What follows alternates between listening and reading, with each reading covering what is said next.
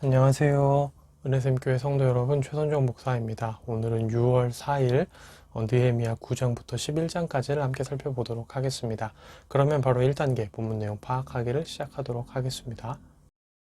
1단계 본문 내용 파악하기를 모두 마쳤습니다. 이제 2단계 질문 만들기인데요.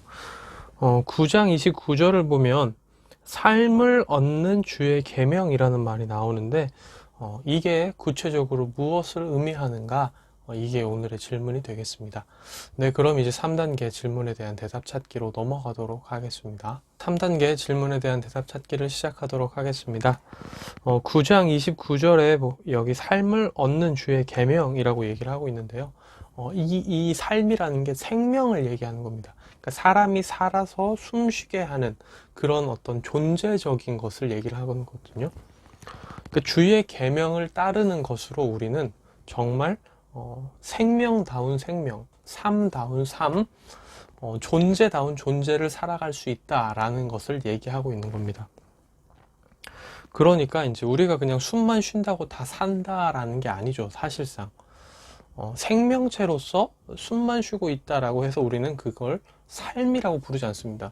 예를 들어서 이제 식물인간처럼 뇌사 상태에 빠진 사람, 육신적으로 숨은 쉬고 있죠. 하지만 우리는 그것을 두고 삶이라고 부르기 좀 어려워하죠. 생명은 붙어 있지만 그 존재가 정말 삶을 살아가고 있다라고 말하기는 좀 어렵잖아요. 혹시라도 이제 주변에 그런 어려움을 겪는 분이 없기를 소망하고요. 만약에 그런 분이 있다면 다시금 빨리 회복되어서 우리와 같은 일상을 또 영유하실 수 있도록 그럴 수 있기를 바랍니다.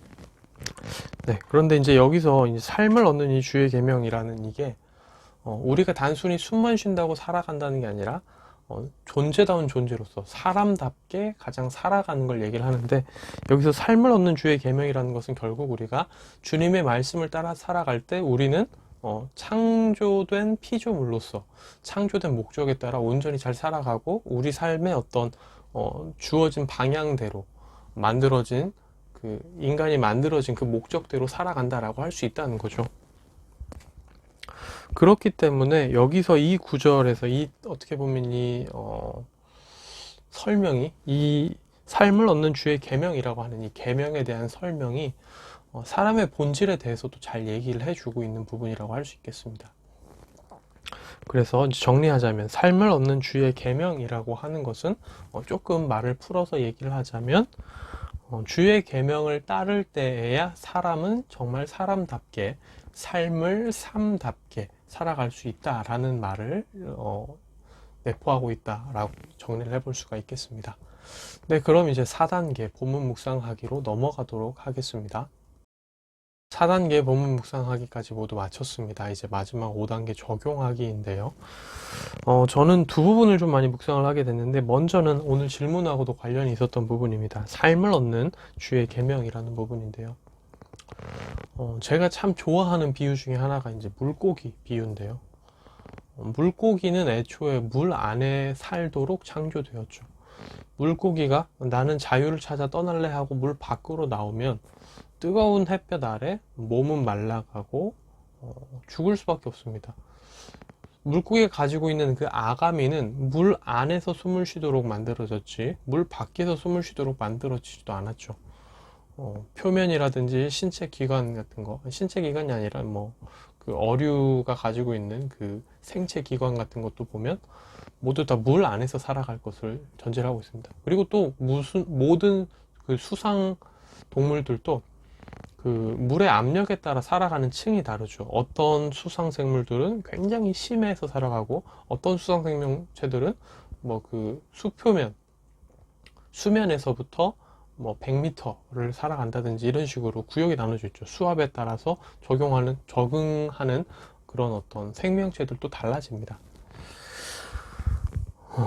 근데 이제 사람도 똑같다는 거죠. 하나님께서 사람을 만드실 때 그 사람이 어떻게 살아가야 가장 사람다운지에 대해서 만들어 놓으셨고, 그것은 우리가 하나님을 예배하고 하나님 말씀에 순종하는 거죠. 그렇게 하지 않을 때 우리는 삶에 대해서 자꾸 어긋나고 우리 삶의 만족이 없게 되는 거죠. 우리 영혼의 공허함을 느끼게 되고 다른 무언가로 채우려고 해봤자 어쩔 수 없는 그 갈급함을 느끼게 되는 거죠. 허전함을 느끼게 되고요. 참 이게 사람이라는 게 뭔가를 더 이루고 뭔가를 더 가지면 더 만족할 것 같지만 그렇지도 않죠. 우리가 이제 그런 케이스들은 많은 이들의 발언이나 책 그리고 인류의 역사 속에서 많이 확인할 수 있었던 사실이죠. 이 부분을 보면서 다시금 좀 깨닫게 되는 겁니다.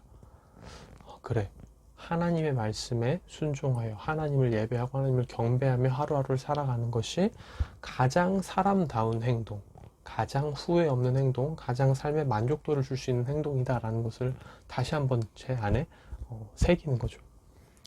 세상은 끊임없이 저를 흔들고 넘어뜨리려고 계속해서 여러 가지 말들을 하겠지만 흔들려서는 안 되는 거죠. 이런 것들을 생각해 나가면서 주님의 말씀과 주님의 계명이 나에게 어떤 의미가 있는지 잊지 말아야겠다, 이런 생각과 결단들을 좀 하게 되고요. 그리고 이제 그 11장 1절도 오늘 좀 많이 묵상을 하게 됐던 부분인데요. 남은 백성들이 이제 예루살렘에 누가 거주할 것인가를 정할 때 제비를 뽑아서 10분의 1을 정합니다. 사실 모두가 다 예루살렘에 살고 싶었겠죠. 그 먼 땅 바벨론에서부터 돌아와가지고 예루살렘 재건한 성벽이 있고 성전이 있는 그 예루살렘에서 살고 싶었겠죠. 근데 예루살렘에 다 살 수가 없는 겁니다. 그러니까 누가 살지를 정해야 되는데 그 정하는 걸 제비 뽑기로 하는 거죠. 제비를 뽑는 것은 자신의 능력을 가지고 뽑는 게 아니죠. 손에 어떤 민감함을 가지고 뽑는 것도 아닙니다. 이거는 진짜 그냥 자기의 어떤 능력을 벗어나서 자기의 어떤 것들을 이제 벗어난, 자기 통제를 벗어난 부분이죠. 이제 그 부분을 가지고 결정을 하게 되는데, 때로는 우리도 제비를 뽑는 것 같은 상황에 처할 때가 있습니다. 무슨 상황이냐면 우리의 어떤 힘과 능력과 의지로 결정할 수 있는 상황이 아닐 때가 있죠. 외부적인 어떤 힘과 환경, 상황에 따라서 우리의 처신이 결정될 수밖에 없는 상황들이 있습니다. 그럴 때 그냥 그것에 대해서 불평하고 슬퍼하고 낙심하기보다는 이들이 지금 이 하나님의 뜻을 구할 때 있어서 제비를 뽑았던 것처럼 하나님이 우리를 이러한 상황에 처하게 하시고 이런 외부적인 환경에 처하게 하시는 이유에 대해서 다 알지 못할지라도 그래도 하나님이 우리 삶을 주관하시고 인도해 가심을 믿는 믿음 가운데 그 상황을 받아들이고 또 감사할 줄 알아야 되지 않을까라는 생각을 합니다. 10분의 9는 제비를 뽑아서 예루살렘에 거하지 못하게 됐습니다. 그렇다고 해서 하나님이 그 10분의 9를 버리신 게 아니죠. 그렇다고 해서 하나님이 그 10분의 9를 내치신 것도 아니고요. 덜 사랑하시는 것도 아닙니다. 하나님은 동등하게 이 모든 백성들을 사랑하시죠. 다만 우리가 우리 힘으로 할 수 없는 무언가가 우리 삶에 온다고 하더라도 그걸 통한 또 하나님의 뜻을 발견하고 찾을 필요가 있다는 겁니다. 그냥 우리가 원하던 대로 되지 않고 외부의 힘으로 우리 삶이 어떻게 끌려가는 것 같다고 해서 마냥 불평하고만은 있을 수 없는 거죠. 이 부분을 보면서 그래서 저도 지금 제가 이제 제 힘으로 저도 이제 비슷한 상황이 있거든요. 제 힘으로만 할 수 없는 상황. 외부의 어떤 것들을 기다려야 하고 외부의 어떤 변화에 따라 제 어떤 행보라든지 이제 결정들이 좀 결정될 수 있는 상황들이 있습니다.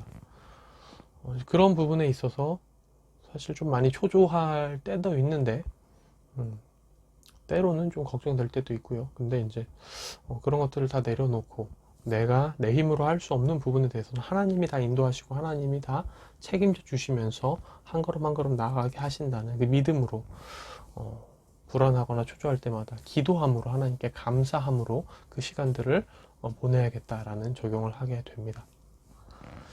네, 오늘의 큐티는 여기서 마무리가 되고요. 내일 다시 뵙도록 하겠습니다. 안녕히 계세요.